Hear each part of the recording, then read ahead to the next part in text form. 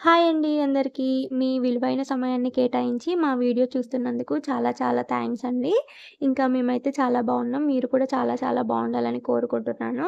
ఈరోజైతే ఇంకా మా బాబుకి తినిపించే ఉగ్గును ఎలా ప్రిపేర్ చేయాలో నేను మీకైతే చూపిస్తా. ఈ ఉగ్గు అయితే బయట దొరికే ఫుడ్‌తో కంపేర్ చేస్తే చాలా హెల్తీ అండి.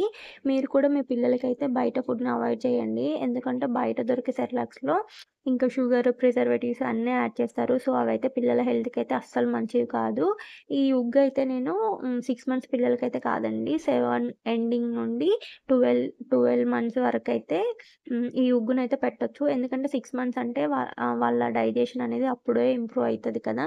వాళ్ళకి అప్పుడే ఇవన్నీ ఫస్ట్ ఇన్ని పప్పులు పెడితే వాళ్ళకైతే డైజెషన్ అవ్వదు. సో, మీరైతే 6 మంత్స్ పిల్లలకైతే పెట్టకండి. 7 మంత్స్ నుండయితే స్టార్ట్ చేయొచ్చు. ఏం కాదు. నేనైతే ఈ ఉగ్గు ప్రిపరేషన్ ఎలా చేయాలో చూపిస్తా ఇప్పుడు.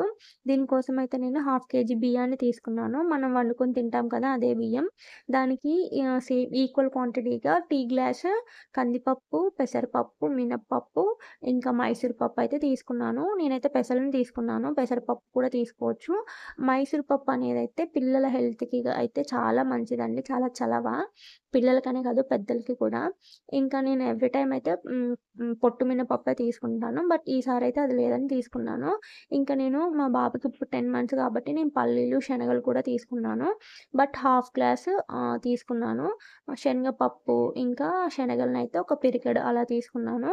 ఇంకా ఒక 10, 15 బాదం, వాల్‌నట్స్ ఇంకా జీడిపప్పుని కూడా తీసుకున్నాను.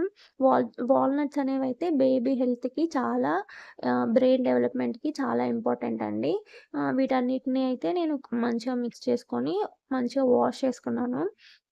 ఇలా వాష్ చేసుకోవడం వల్ల ఇందులో ఉన్న డస్ట్ అంతా పోతది. అదైతే మీకు తెలుసు కదా! ఇలా వాష్ చేసుకున్నాంక ఒక 3, 4 అవర్స్ నానబెట్టి తర్వాత ఎండకు పెట్టి అలా అయినా చేయొచ్చు. లేదంటే బియ్యము ఇంకా పప్పులు సెపరేట్‌గా వాష్ చేసుకొని ఎండబెట్టి అలా అయినా చేయొచ్చు.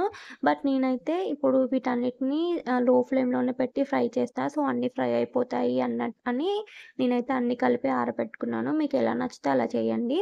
ఇలా అన్నీ వాష్ చేసుకున్నాంక ఒక డే మొత్తం ఎండలో అయితే ఆరబెట్టండి. ఎండినంక నేనైతే వీటికి జీలకర్ర ఇంకా వామునైతే యాడ్ చేశాను ఫ్రై చేసే ముందు. వీటన్నిటిని మాత్రం లో ఫ్లేమ్‌లోనే పెట్టి ఫ్రై చేయండి. అలా చేస్తేనే అన్ని పప్పులు ఈవెన్‌గా ఫ్రై అవుతాయి. అలా ఫ్రై అవుతేనే పిల్లల డైజెషన్ అనేది బావుంటది. లేదంటే పిల్లలకి సరిగ్గా డైజెస్ట్ అవ్వదన్నట్టు. గ్యాస్ట్రిక్ ప్రాబ్లమ్స్ కూడా వస్తాయి.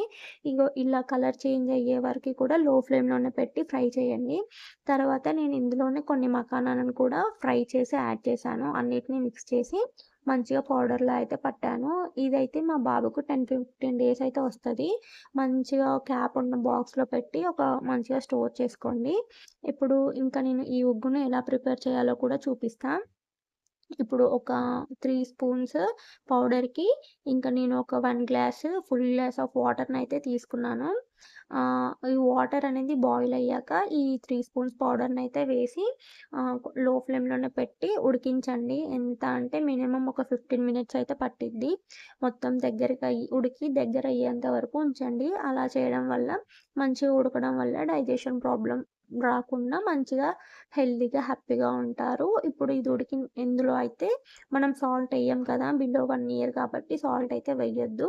ఇందులో ఒక స్పూన్ నెయ్యినైతే వేసి పిల్లలకి తినిపించండి. ఇష్టంగా తింటారు. వీడియో నచ్చితే సబ్స్క్రైబ్